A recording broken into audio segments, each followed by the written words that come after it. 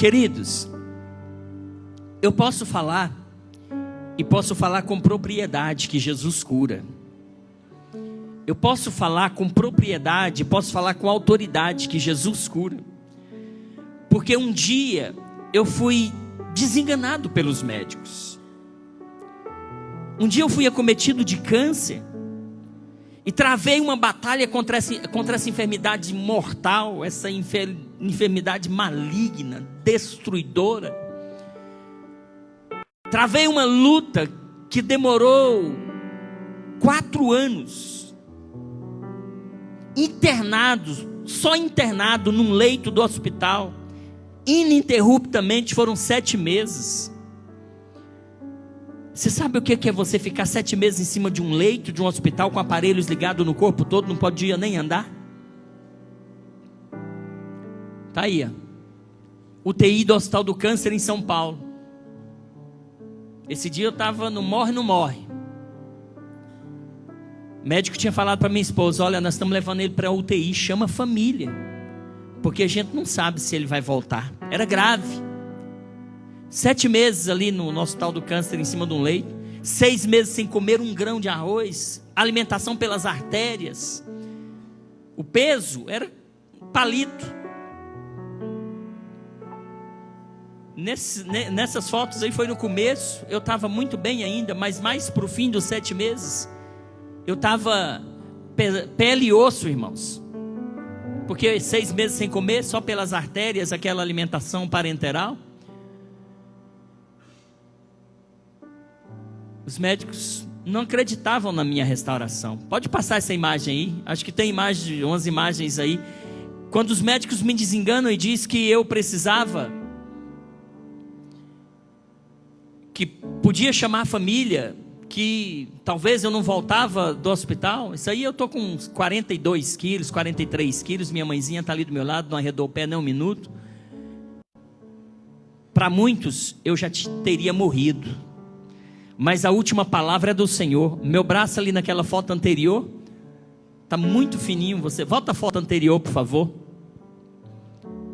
Acho que não era essa. Pode seguir em frente. Essa dali. Massa muscular, nada. Pode seguir em frente. Essa aí é a véspera da 3ª cirurgia que eu ia fazer. Eu estava sendo encaminhado para o centro cirúrgico para fazer a 3ª cirurgia nesse dia aí. Confiando na vitória. Acreditando que Deus ia fazer o milagre.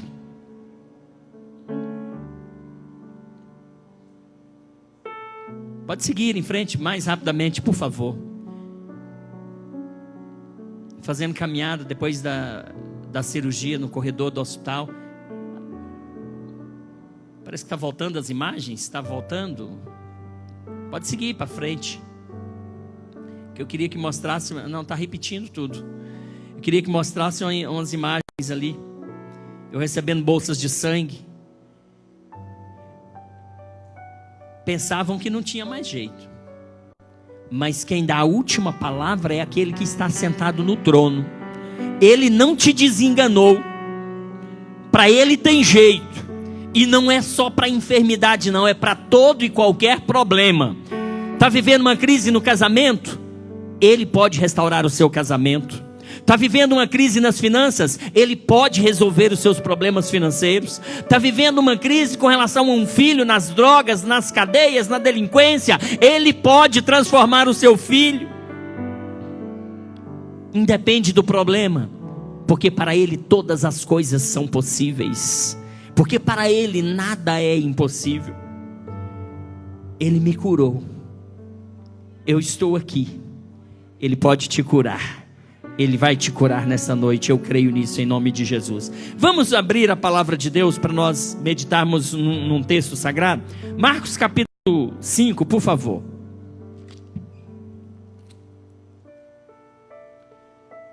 Hoje pela manhã, nós tivemos o culto de Santa Ceia. Nós meditamos num texto da instituição da Páscoa, que está registrado no capítulo 12 do livro do Êxodo. E nós explicamos para a igreja hoje o verdadeiro sentido da Páscoa. Hoje é domingo de Páscoa, é o domingo da ressurreição do Filho de Deus. E eu frisei nesta manhã que podemos todos ficar de pés, por conta de um apelo popular, por conta de um apelo comercial, se torce o verdadeiro sentido da Páscoa, com vistas à obtenção de lucros financeiros. E num dia ou num feriado tão marcante como esse, onde na sexta-feira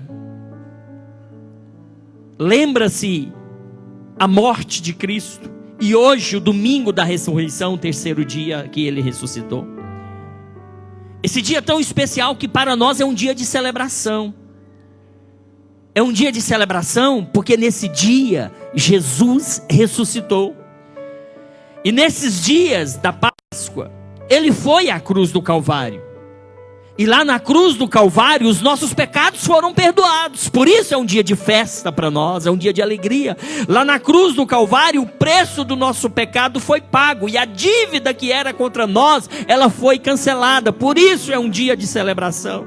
Lá na cruz do Calvário, a porta da salvação foi aberta. Lá na cruz do Calvário, houve a reconciliação de Deus com o homem. Lá na cruz do Calvário, nós fomos sarados. Lá na cruz do Calvário, Jesus viveu a morte, sobreviveu à morte, ele venceu a morte. Por isso é um dia de festa. E Isaías capítulo 53, ele vai dizer que certamente ele, Jesus, tomou sobre si as nossas enfermidades e as nossas dores levou sobre si, e nós o reputamos por aflito, ferido de Deus e oprimido. Ou seja, pensávamos que ele estava sofrendo morte de cruz por conta dos seus próprios pecados, mas não, ele estava sendo morto por causa do meu e do seu pecado. Ele levou sobre si as nossas dores, as nossas enfermidades. Lá na cruz do Calvário nós fomos sarados. Mas vamos para o texto de hoje. Então, pela manhã nós falamos desse verdadeiro sentido da Páscoa. Por quê? Porque a Páscoa, o sentido da Páscoa foi torcido. O sentido da Páscoa foi mudado. E concluindo aquela mensagem de hoje cedo, eu disse que a igreja deve estar muito atenta, uma vez que o diabo, através do comércio, tenta distorcer as verdades bíblicas sobre o real significado da Páscoa. O resultado, o objetivo é confundir nossas crianças, jovens e até adultos. Essa típica troca de ovos de chocolate por coelhos é algo inaceitável biologicamente, visto que coelhos não botam ovos, muito menos de chocolate. Essa comemoração pagã desvia o sentido da verdadeira Páscoa e da centralidade de Cristo, o Cordeiro Pascual. Nós precisamos entender que a verdadeira Páscoa representa para os judeus a libertação do povo do Egito, e para nós, os filhos de Deus, a verdadeira Páscoa representa a libertação do pecado através de Jesus Cristo. Nós precisamos compreender esse sentido exato da Páscoa, e nesses dias não deixar o nosso foco ser desviado, mas estar ligado, amém? Estarmos ligados. Vamos lá, Marcos capítulo de número 5, vamos ler aqui alguns versículos. E chegaram à outra margem do mar, à província dos Gadarenos. E saindo ele do barco, Jesus, lhe saiu logo ao seu encontro dos sepulcros um homem com espírito imundo, o qual tinha a sua morada nos sepulcros, e nem ainda com cadeias o podia alguém prender, porque tendo sido muitas vezes preso com grilhões e cadeias, as cadeias foram por ele feitas em pedaços, e os grilhões em migalhas, e ninguém o podia amansar. E andava sempre, de dia e de noite, clamando pelos montes e pelos sepulcros, e ferindo-se com pedras. E quando viu Jesus ao longe, correu e o adorou. E clamando com grande voz, disse: que tenho eu contigo, Jesus, filho do Deus Altíssimo. Conjuro-te por Deus que não me atormentes. Porque ele dizia: sai deste homem, espírito imundo. E perguntou-lhe: qual é o teu nome? E ele respondeu dizendo: Legião é o meu nome, porque somos muitos. Demônios falando. E rogava-lhe muito que não os enviasse para fora daquela província de Gadara. E andava ali pastando no monte uma grande manada de porcos. E todos aqueles demônios lhe rogaram dizendo: manda-nos para aqueles porcos, para que entremos neles. E Jesus logo lhe o permitiu. E saindo aqueles espíritos imundos, entraram nos porcos, e a manada se precipitou por um grande despenhadeiro no mar. E eram cerca de 2.000. E afogou-se no mar. E os que apacentavam os porcos fugiram e anunciaram na cidade e nos campos, e saíram muitos a ver o que era aquilo que tinha acontecido. E foram ter com Jesus, e viram-o endemoninhado, o que tivera a legião, assentado, vestido e em perfeito juízo, e temeram. E os que aquilo tinham visto contaram-lhes tudo o que acontecera ao endemoniado e acerca dos porcos. E começaram a rogar-lhe que saísse do seu território. Eles expulsaram Jesus daquela cidade. E entrando ele no barco, rogava-lhe o que fora endemoniado que o deixasse estar com ele.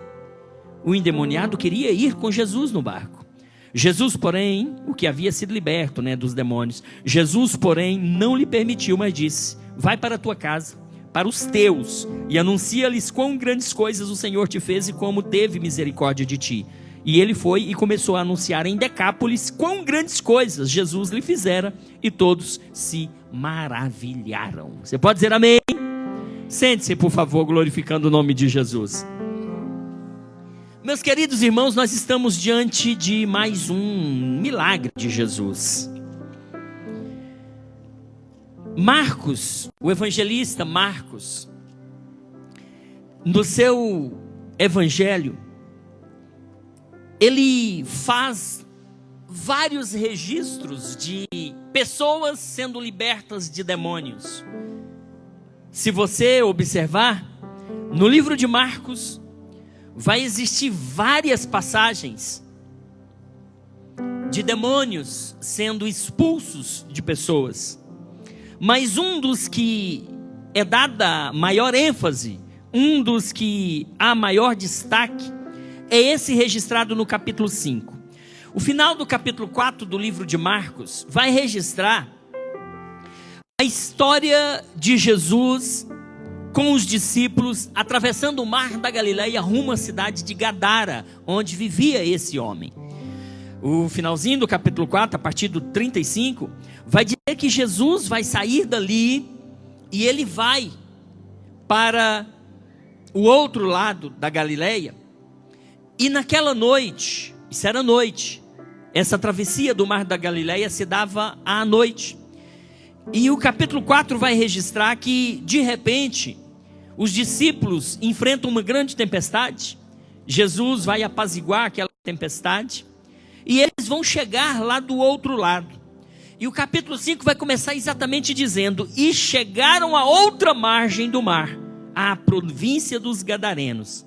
Então, eles estão vindo da Galileia, do outro lado do mar da Galileia, rumo a Gadara, enfrentam uma tempestade muito grande. E quando chega aqui, de cara, Jesus vai enfrentar essa batalha com esses demônios, com essa legião de demônios. No domingo próximo passado, eu falei aqui sobre Manassés, e a ênfase daquela ministração era o grande amor de Deus. Que Manassés foi um homem muito pecaminoso, foi um dos homens mais terríveis e mais cruéis da história da humanidade. E ainda assim, Deus o perdoou mediante o arrependimento.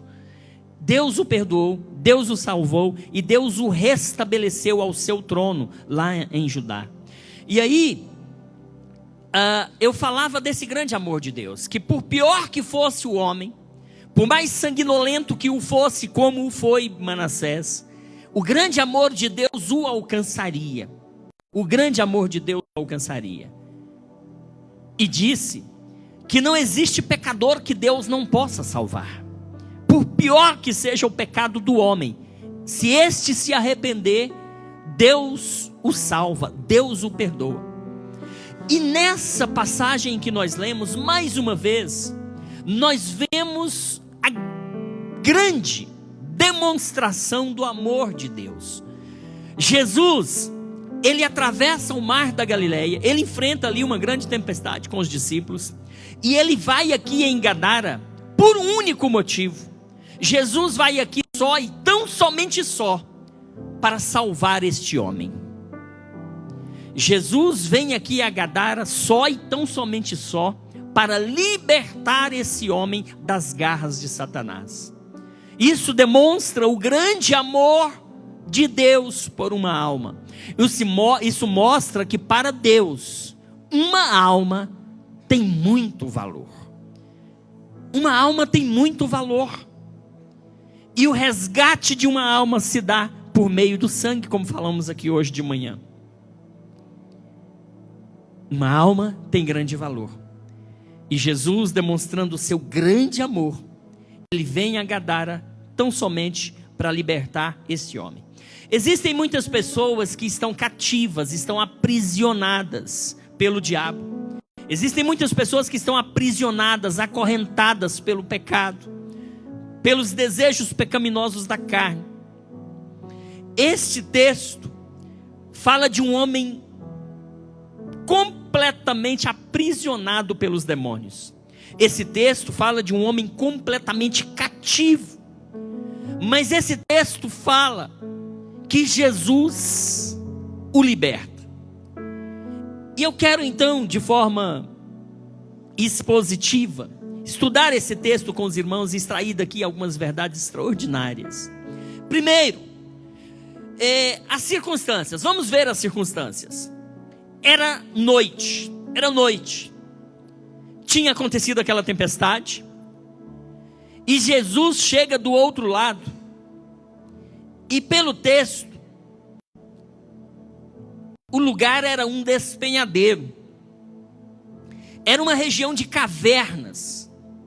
Era uma região de sepulcros. Era, podemos dizer, um cemitério. De repente, quando o barco chega do outro lado, que eles saem, ouvem-se gritos de horror. Quem já ouviu uma pessoa endemoniada gritando? Vocês sabem que os gritos são aterrorizantes. E então, Jesus chega com os discípulos, escuta-se gritos aterrorizantes, gritos de horror. De repente aproxima-se um homem ferido, porque ele se cortava, sangrando, com pedras nas mãos.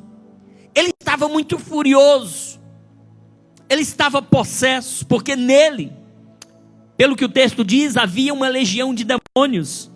Uma legião, por exemplo, de soldados romanos tinha 6.000 soldados. Uma legião de demônios era cerca de 6.000 demônios que estavam naquele homem. Aquele homem estava completamente possesso. A ação dos demônios ali era terrível. Essa eram as circunstâncias com as quais Jesus se depara ao acabar de atravessar o mar e descer do barco. Agora, as circunstâncias eram essas. Agora, qual era a verdadeira condição desse homem? Qual era a verdadeira condição desse homem? Primeiro, era anônimo. A Bíblia não menciona. Ele não tinha equilíbrio de mente.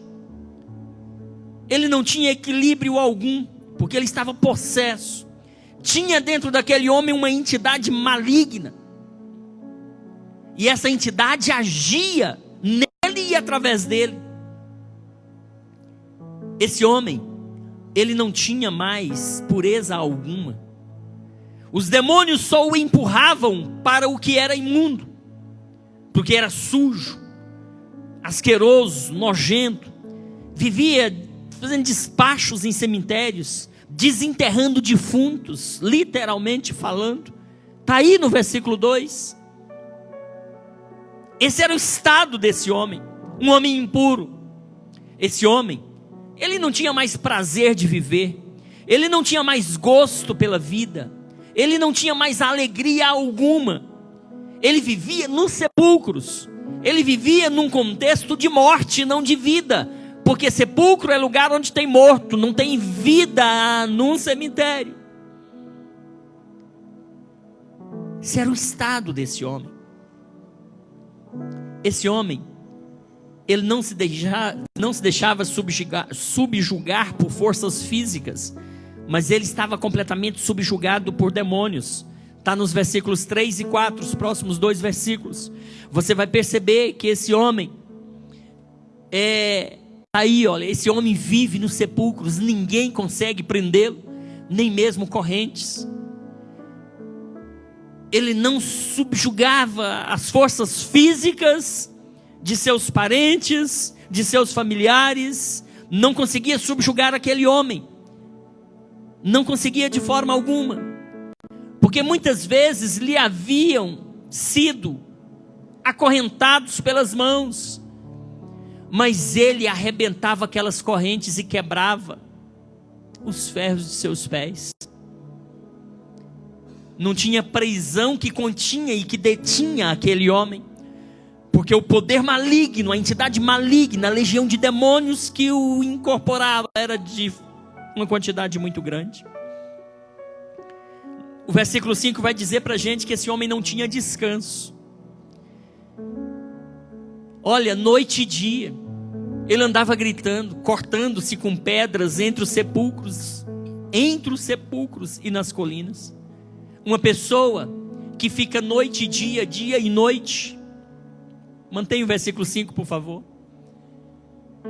Ele fica dia e noite, noite e dia, gritando, se cortando com pedras, andando entre os mortos nos sepulcros. Esse homem não tinha descanso. Esse homem não tinha descanso. Ele não tinha amor próprio, porque quem ama a si mesmo não se corta, não vive uma vida sem descanso como essa. A Bíblia diz que ele se feria com pedras. Ele estava submerso num processo de morte. E por causa disso ele se autodestruía, ele feria-se. Ele perdeu a noção de tudo, do tempo, por exemplo, ao ponto de ficar noite e dia, dia e noite. O versículo seguinte vai dizer que ele não tinha mais coerência. Ele não tinha mais coerência, porque diante de todas essas circunstâncias, ele vê Jesus, ele corre e prostra-se diante dele. Não tem coerência alguma. Uma ideia de esquizofrenia, da ideia de uma pessoa esquizofrênica. Ele adora Jesus, mas ao mesmo tempo ele diz: não me atormentes. Porque Jesus dizia: sai dele, aos demônios. Essa falta de coerência, adoração e não me atormentes, dá essa ideia de esquizofrenia. Esse homem, ele não tinha mais identidade própria. Versículo 9, a gente vai ver a extensão desse mal, porque o versículo 9 vai dizer que há nele uma legião. Quando ele era anônimo, por ele ser anônimo, a gente diz que ele não tinha identidade. Aqui, quando Jesus pergunta o seu nome, ele não fala o seu nome, mas a legião, olha só o que diz: qual é o seu nome? Meu nome é Legião, respondeu ele. Deixou de ter a sua própria identidade, e a sua identidade passou a ser de uma legião. O versículo, Mateus 8, 28, vai falar que esse homem não tinha mais brandura. Mateus 8, 28, é o texto correspondente a esse. Vai dizer que esse homem não tinha mais brandura. Vai dizer que ele era furioso. Ele agia de forma furiosa. Ninguém podia passar pelo caminho. Quando ele chegou ao outro lado, à região dos Gadarenos, Foram-se ao seu encontro 2 endemoniados que vinham dos sepulcros. É o texto seguinte, mais adiante. Mas vai dizer esse texto de Mateus, no texto correspondente, que ninguém podia passar pelo caminho, porque ele atacava. Ele ia numa fúria muito grande, ele atacava. Então, aquele homem se transforma num monstro. Aquele homem se transforma num bicho, num animal. Aquele homem, ele não tinha mais pudor, ele não tinha honra. Havia muito tempo que esse homem não se vestia, andava nu pelos caminhos, pelos sepulcros. Percebam o estado desse homem, o quanto era deplorável. Percebam o quanto esse homem estava completamente destruído pelas forças malignas. Esse homem, ele vivia na solidão, porque ele não tinha mais a assistência familiar. Porque diz o texto que ele nem habitava em casa alguma. Ele era impelido pelos demônios a viver no deserto, a viver nos sepulcros, a viver nas colinas.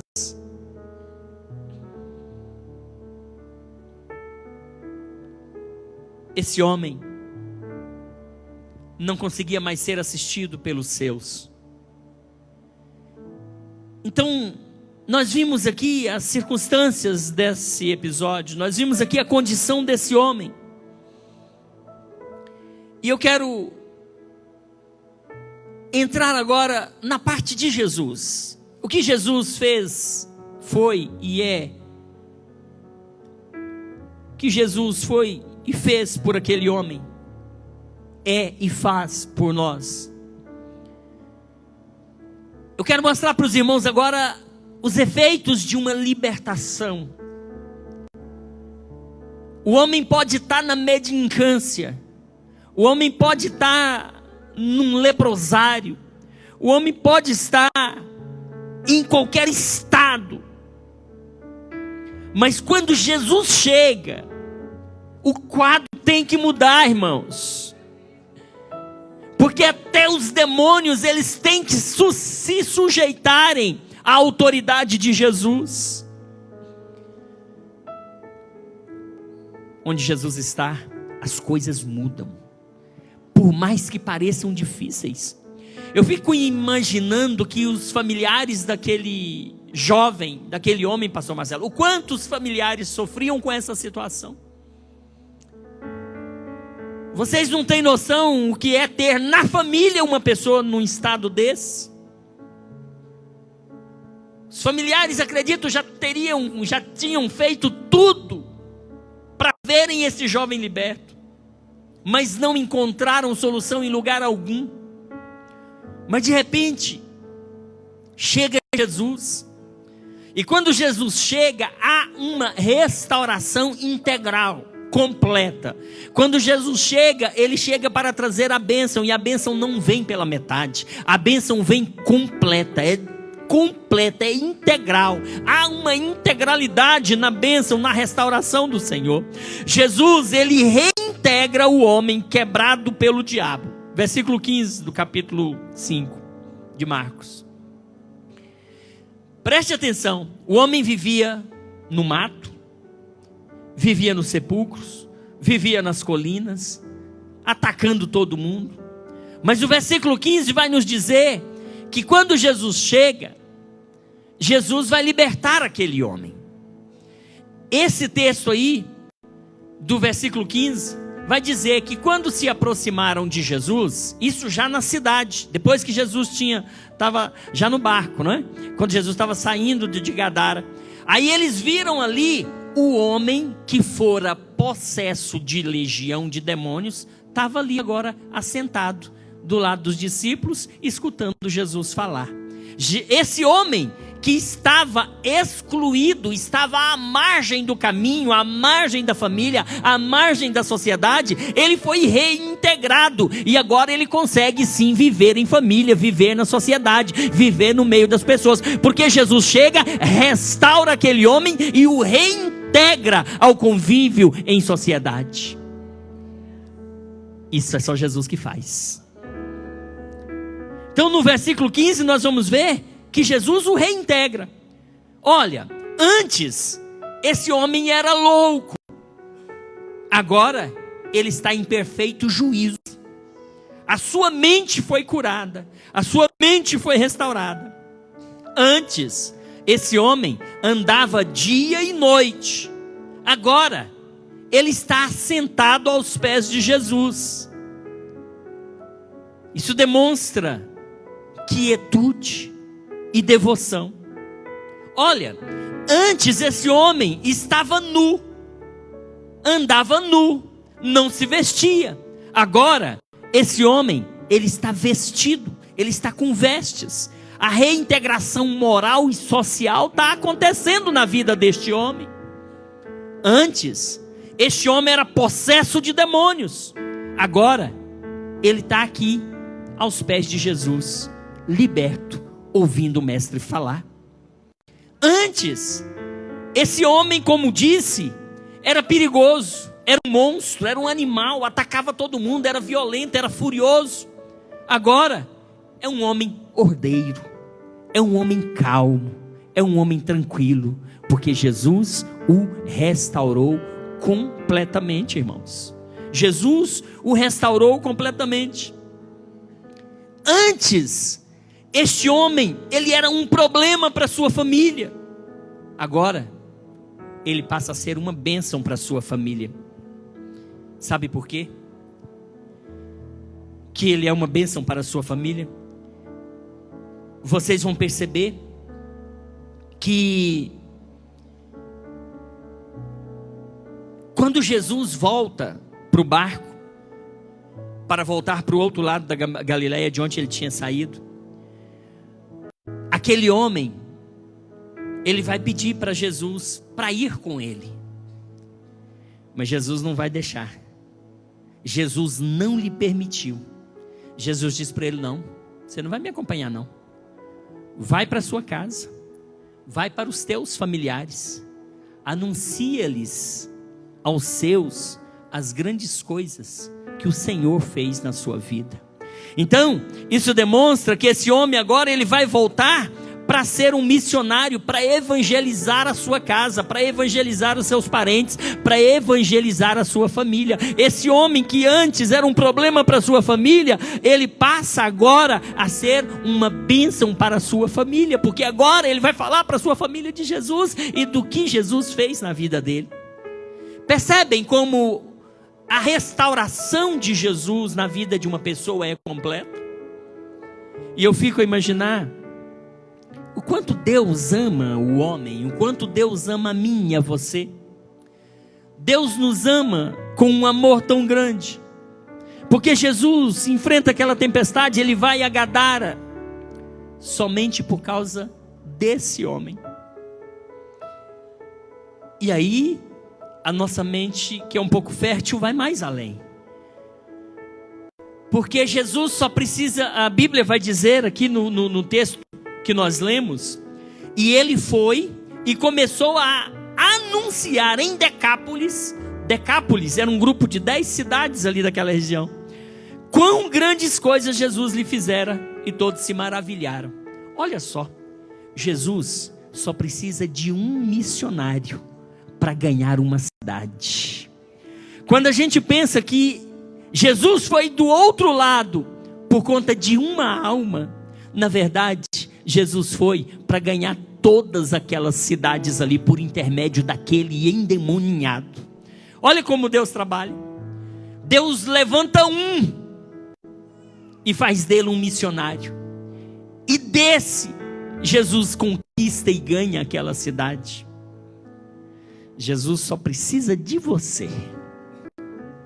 Jesus só precisa de você para conquistar a sua família, para conquistar a sua casa, para conquistar o seu bairro, para conquistar a sua cidade, para conquistar os seus colegas de trabalho. Jesus só precisa de você e mais ninguém. Você pode ser o agente de transformação de Deus na sociedade. Você pode ser o agente de Deus para a transformação da sua família. Você pode ser o agente de Deus para a salvação da sua casa, dos seus parentes, dos seus colegas de trabalho. Você pode ser o agente. Deus só precisa de você. Onde estão os missionários de Jesus aqui nessa noite? Olhando de forma curta e grossa, a gente pensa que Jesus foi ali só por conta daquele homem. A gente pensa que Jesus foi ali só porque amava aquele homem. Na verdade, Jesus amava todos que estavam lá do outro lado, e por meio desse homem, o seu evangelho, os seus milagres foi anunciado em toda a Decápolis, em todas aquelas cidades ali do outro lado, pastor Marcelo. Esse homem antes era um problema para a família, agora ele é uma bênção. Esse homem antes ele queria que Jesus se afastasse dele. Antes ele queria que Jesus se afastasse dele. Logo no começo, quando ele viu a Jesus, ele queria que Jesus se afastasse dele. Mas agora, ele quer ir com Jesus. Olha como Jesus muda as pessoas. Olha como Jesus trabalha. Ele queria que Jesus se afastasse dele. Mas agora, ele quer ir com Jesus. Antes, esse homem andava no cemitério. Antes, esse homem andava nos sepulcros, no reino da morte, e obedecia aos caprichos dos demônios. Mas agora, ele está aos pés daquele que é a ressurreição e a vida, e tem prazer em obedecer a Jesus. Jesus, quando transforma, ele transforma por completo. Antes, esse homem, ele era um arauto. Antes, esse homem, ele era um arauto da morte e do medo. Mas agora, ele é um missionário de Jesus Cristo. Antes, ele vivia uma vida desregrada e ele não se sujeitava a ninguém. Agora, ele obedece à ordem de Jesus, quando disse: não, você não vai comigo, volte para sua casa. E ele voltou, e ele anunciou Jesus lá do outro lado. Antes era um desobediente, não se sujeitava a ninguém, mas agora ele está diante daquele que tem todo o poder no céu e na terra, e ele ouve a Jesus e obedece a Jesus. Jesus, ele, quando liberta um homem, ele liberta na integralidade. Quando Jesus transforma uma pessoa, ele transforma completamente essa pessoa. Então, queridos, nós vemos aqui nesse texto um homem dominado pelos demônios, que para os que estavam à sua volta, para os seus familiares, para os seus amigos, para os que conviviam com ele, não tinha solução ao seu problema, porque nem correntes, nem cadeias, nem grades, nada o detinha, nada o segurava. Parecia que não tinha solução. Quantas vezes nós estamos diante de um problema? Vamos trazer para nós, pastor. Quantas vezes você se vê diante de um problema e você pensa: não tem solução, é muito difícil, eu não vou sair dessa, eu não vou dar conta, eu não vou sair do outro lado. Quantas vezes nós nos desesperamos? E sabia que isso é comum ao homem? Isso é normal ao homem? Os maiores, nós vemos exemplos dos grandes homens de Deus na Bíblia, vivendo momentos de dilema e de conflito existencial. A gente vê um profeta Elias, por exemplo, que desafia os profetas de Baal, que desafia o rei Acabe, mas de repente ele teme a ameaça de Jezabel, mulher de Acabe, e ele foge. E ele foge. E ele vai para uma caverna, e ele vai pedir para si a morte. Momentos de fraqueza, momentos de desespero, momento de insegurança. Nós vemos pessoas como o apóstolo Paulo, Não precisa de eu falar nada do apóstolo Paulo, que vocês sabem quem é o apóstolo Paulo, o maior de todos os apóstolos. Esse homem que já enfrentou de tudo na vida. Mas esse homem, num dado momento da sua vida, ele vai se desesperar. Num dado momento da sua vida, ele vai pedir para si a morte. Onde está escrito isso, pastor? Nunca vi isso na Bíblia. Livro de Coríntios vai dizer, Paulo vai dizer, que na Ásia sobreveio-lhe uma grande luta, uma grande prova. 2 Coríntios capítulo 1, versículo 8. 2 Coríntios capítulo 1, versículo 8. Olha o que Paulo diz. Porque não queremos, irmãos, que ignoreis a tribulação que nos sobreveio na Ásia, pois que fomos sobremaneira agravados, mais do que podíamos suportar. Você sabe o que é você passar por uma prova além das suas forças? Você sabe o que é você passar por uma dificuldade e pensa, eu não dou conta, não vou sair do outro lado.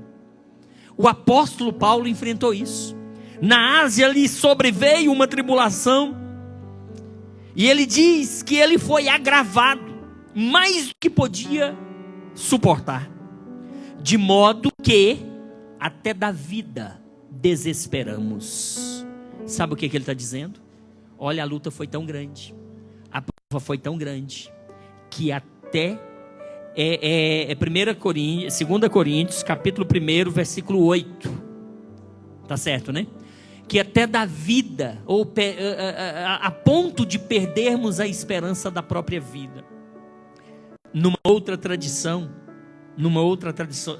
mais próxima do original, o apóstolo Paulo, esse homem que enfrentou gigantes, enfrentou leões, enfrentou cadeias, esse homem, em uma outra versão vai dizer que esse homem, a exemplo de Elias, pediu para si a morte.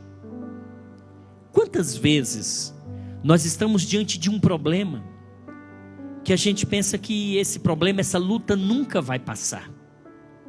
Esse mesmo Paulo, mais adiante, no capítulo 4, versículos 16 a 18, esse mesmo Paulo, ele vai dizer assim: por isso, 2 Coríntios 4, 16, por isso não desfalecemos, mas ainda que o nosso homem exterior se corrompa, o interior contudo se renova de dia em dia. E aí, isso aqui eu acho extraordinário, o versículo seguinte, os dois próximos, que ele vai dizer, porque a nossa leve e momentânea tribulação. Lá ele se desespera da vida, por conta de uma tribulação que foi acima de suas forças. Mas um pouquinho mais adiante ele vai dizer isso aqui, ó: pois os nossos sofrimentos leves e momentâneos estão produzindo para nós um peso eterno de glória muito excelente. Versículo 18, não atentando nós nas coisas que se veem, mas nas coisas que se não veem, porque as coisas que se veem, elas são temporais, mas as que se não veem, elas são eternas. Essa luta que você está passando, ela não é eterna. Essa tribulação, ela é momentânea. Não existe luta que dure a vida toda. Não existe sofrimento que é para toda a vida. O salmista nos diz que o choro pode durar uma noite, mas a alegria vem ao amanhecer. Você está passando pela escuridão da noite, a dor está ferrenha, parece que está acima das suas forças, parece que não vai acabar, parece que você não vai sair dessa. Daqui a pouco você vai estar dizendo, como disse o apóstolo Paulo, porque a nossa leve e momentânea tribulação produz para nós um peso eterno de glória muito excelente, não atentando nós nas coisas que se veem, porque o que nós estamos vendo, que é essa luta que estamos enfrentando hoje, é temporal, não é eterna. Então por isso você não pode atentar no que você está vendo hoje. O que você está vendo hoje vai passar, é temporal.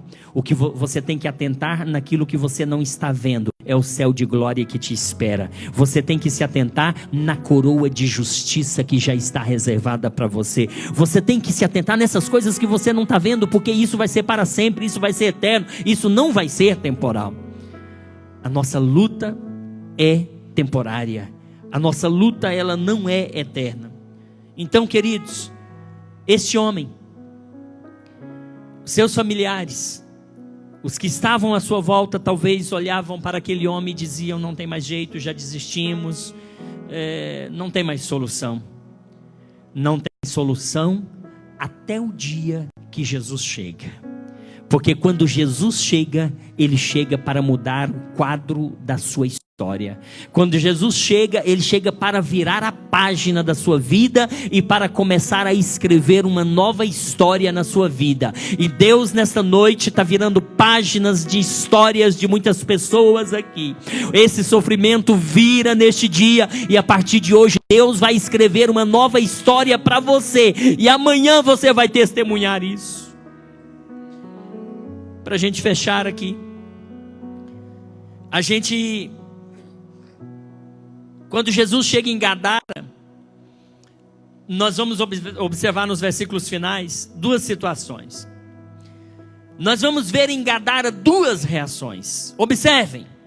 Primeiro, o gadareno salvo, que inicialmente estava expulsando Jesus de lá, não queria estar com Jesus, ele vai querer estar com Jesus. Já o povo de Gadara manda Jesus embora da cidade. Então, o gadareno salvo, ele quer estar com Jesus, mas o povo da cidade quer Jesus longe. Vai embora, sai daqui, não queremos você na nossa cidade. Duas reações opostas. O povo de Gadara vai dizer: não perturbe a nossa comodidade, não perturbe os nossos bens, os nossos porcos. Você permitiu que esses demônios entrassem nos porcos. Os porcos eram a nossa riqueza, os porcos eram o nosso dinheiro, os porcos eram os nossos bens. Não perturbe os nossos bens, vai embora, não te queremos aqui.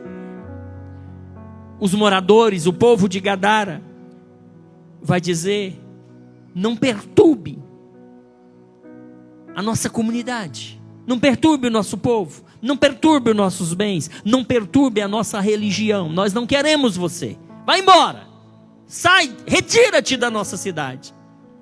Queridos, Jesus não desistiu desses gentios de Gadara, mesmo sendo rejeitado por eles, mesmo eles tendo expulsado Jesus da cidade, mesmo eles tendo falado para Jesus: retirem-se daqui, Jesus não desiste desses gentios.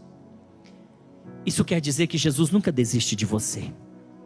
Jesus nunca vai abrir mão de você.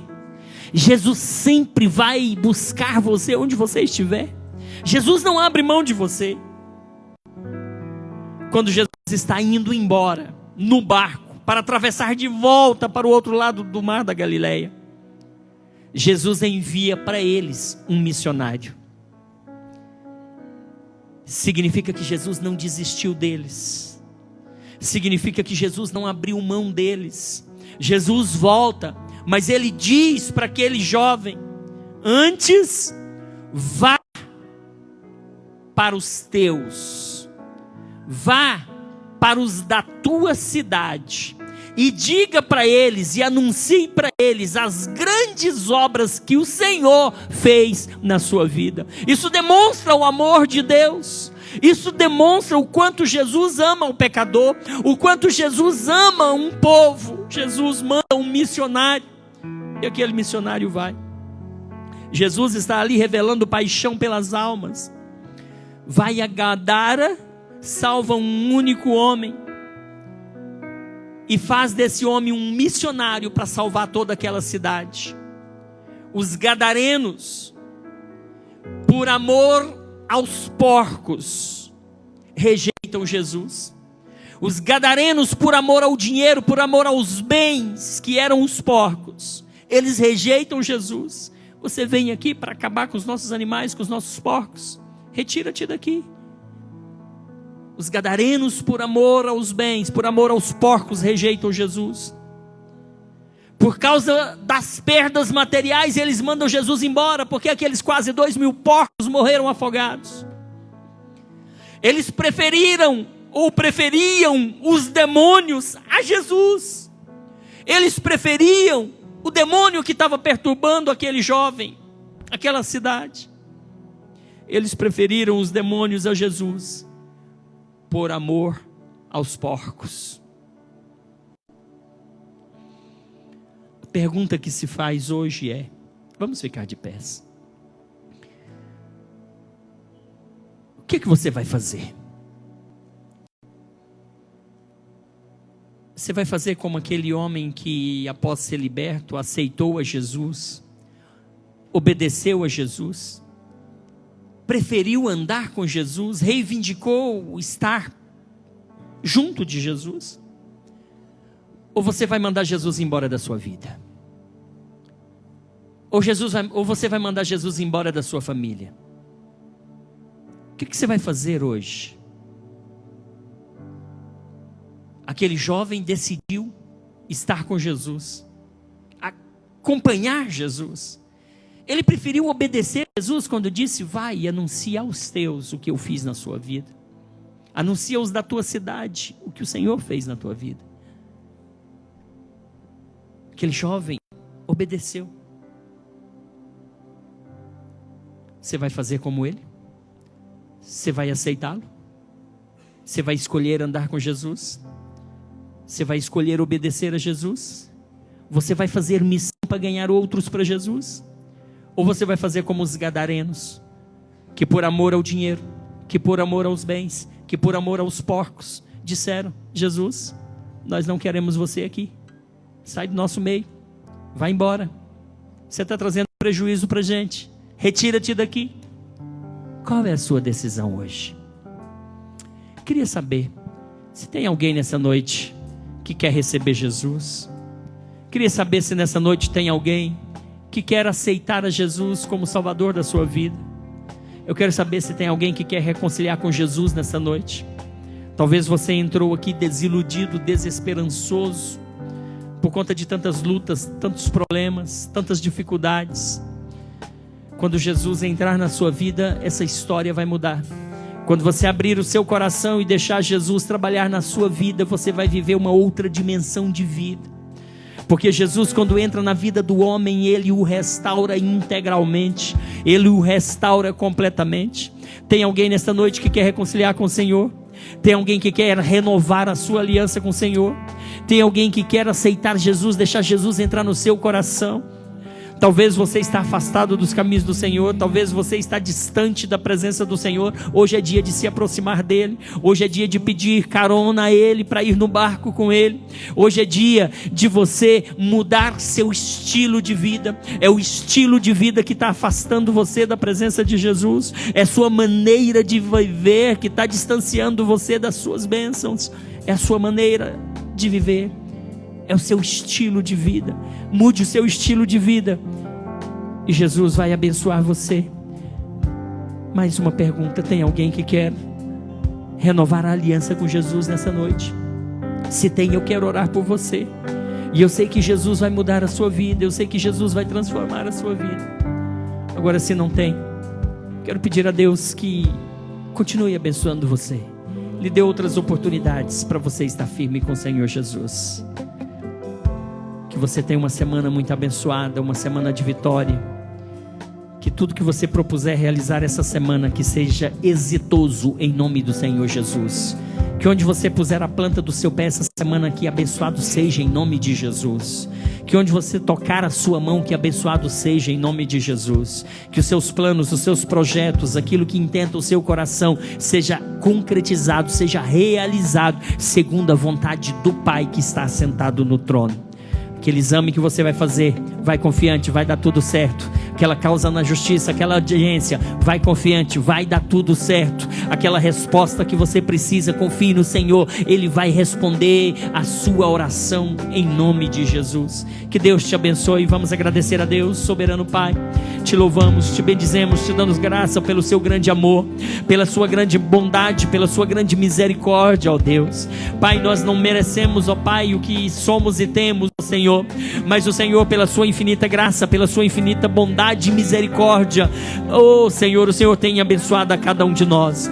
Que o Senhor, meu Pai, continue abençoando a tua igreja. Nós te agradecemos, meu Deus, por tudo que o Senhor é e representa para nós. Te agradecemos por tudo que o Senhor nos proporcionou nesse dia aqui nesta igreja. Pai, em nome de Jesus, abençoa a todos, Pai. Amém.